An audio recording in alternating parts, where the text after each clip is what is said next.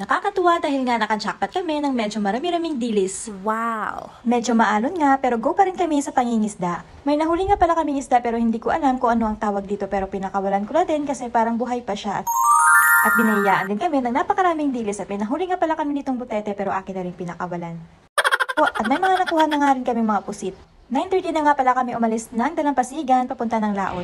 Madilim na at medyo maalon sa mga oras na yan pero pilit pa rin pinakaya para sa pamilya kaya saludo talaga ako sa lahat ng mangingisda. Inabot na kami ng 10 minutes bago namin narating ang aming fishing traps. At syempre, shoutout nga pala sa aming kapitan na si Paring Balls na napakahusay pagdating sa pagdadala ng bangka. Akala ko noon ay sobrang napakadali lang ang magdala nitong bangka, yung tipong paandarin mo lang tapos ituturo mo kung saan ka pupunta. At nang makarating na kami sa fishing traps ay wala nang patumpik-tumpik pa at agad-agad nang inakyat para mahatak na ang mga lambat. Medyo maalo na nga dyan pero walang binatbat sa aming mga bossing na talaga naman ay master na huy! At dahil nga medyo maalon ay hindi na nga umakyat ang kuya ko para hindi na masyadong mabigatan ng kawayan na kanilang inaakyatan. At tumayo na nga rin ako dyan at nagbabakasakali na baka pwede ko rin itong akyat itong fishing traps. Huy, si ambisyosa, umayos ka girl dahil hindi pa nga natin nahanap si Mr. Right e baka marong-rong na tayo dito. Pero hindi dahil noon pa man ay talagang pangarap ko na akyatin itong tangaban na to. Tangaban nga pala ito ang tawag sa amin.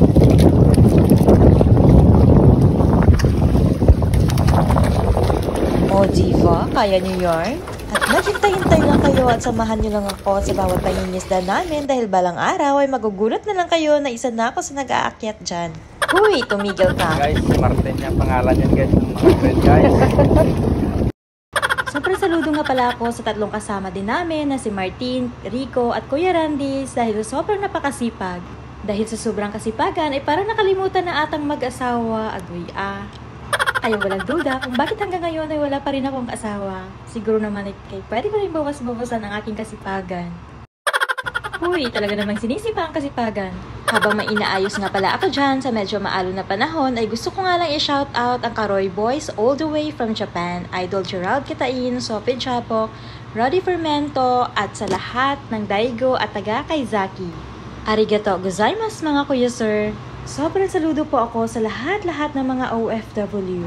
Naging OFW din ako dati at alam ko kung gaano kahirap ang mapalayo sa ating mga pamilya. At maraming salamat dahil kung saan-saang lupalop na ito umaabot ang ilang mga videos ko. Kaya naman follow, like, and share! Magaling-galing mong tumali.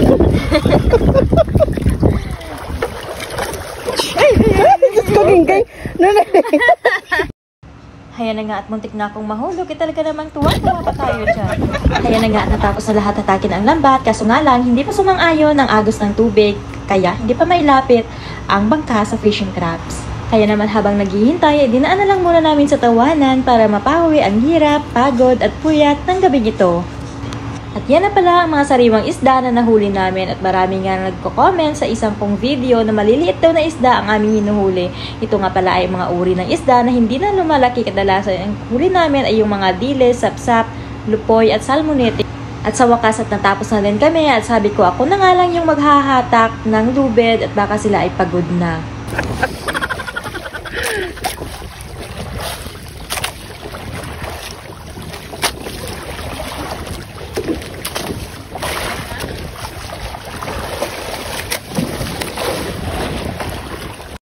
Heto na nga at nang dahil sa ating sipag at tiyaga ay magkakalibre ulam na, magkakapera pa.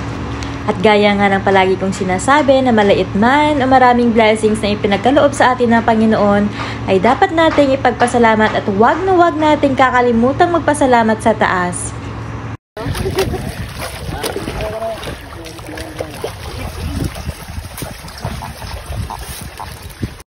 Kaya naman inuulit ko na sobrang saludo talaga ako sa lahat ng mangingisda.